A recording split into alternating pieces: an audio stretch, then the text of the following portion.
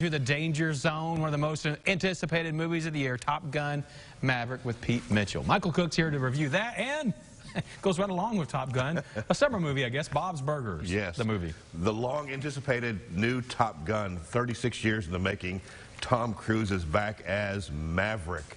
He's a little long in the tooth for a fighter pilot. He's still getting into trouble because he's Maverick.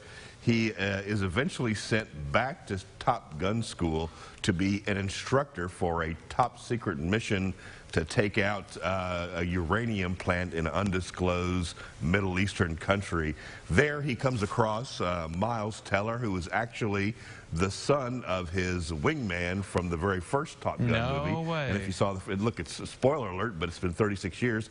His father dies in the first film. Goose dies? Goose dies. I hate to break it to you. If you haven't seen it by now, you're a little late. Oh, look at Kilmer. But of course, Iceman. yeah, Val Kilmer, of course, makes an appearance. John Hamm is the commander of the Top Gun school, who's basically a thorn in Maverick's side because he hates his what he seems like his out of control ways and no pun intended, his Maverick style.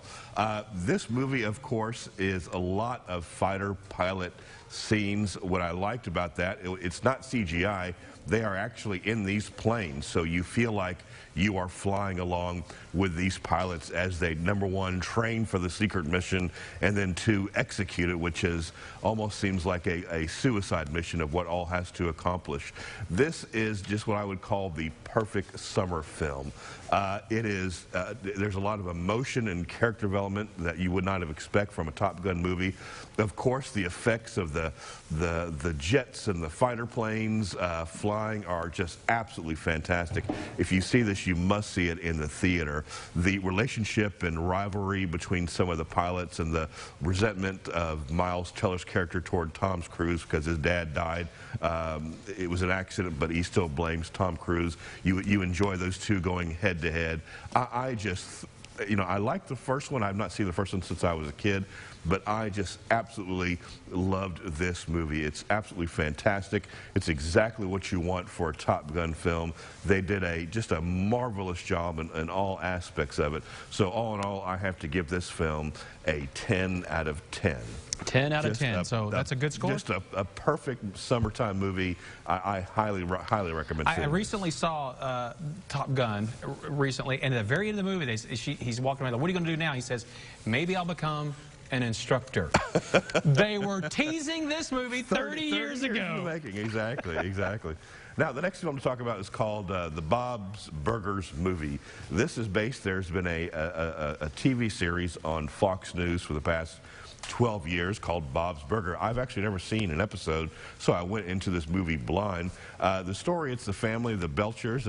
Bob, they own a hamburger store. They're on hard times. They're having a hard time paying off a loan, and then all of a sudden a sinkhole opens up in the middle of right in front of their store while they, just ruining their business all the while when they're trying to pay off their loan.